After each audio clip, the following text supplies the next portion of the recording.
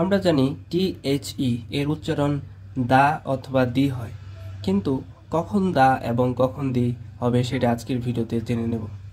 Video শুরু করার আগে একটা কথা বলে নেব, এরকম আরও অনেক গুরুত্বপূর্ণ ভিডিও সামনে আসতে যাচ্ছে।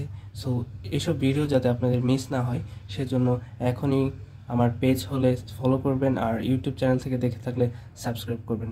সো চলুন ভিডিও শুরু করা যাক। টি এইচ ই যখন উচ্চারণ দা হয়, এটা আসলে নির্ভর করে টি এইচ ইর পরের যে ওয়ার্ড সেটার উপর। যদি টি এইচ এর পরের ওয়ার্ডটা কনসোনেন্ট দিয়ে শুরু হয় বা কনসোনেন্ট সাউন্ড দিয়ে শুরু হয়, তাহলে তার উচ্চারণ হবে দা। আমরা জানি ভাওয়েল বাদে যে 21টা অ্যালফাবেট আছে ইংলিশে, সেগুলোকে কনসোনেন্ট বলি।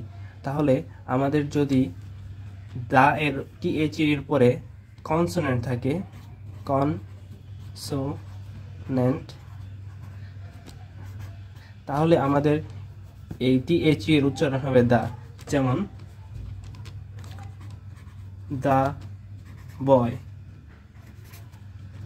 দা ক্যাট।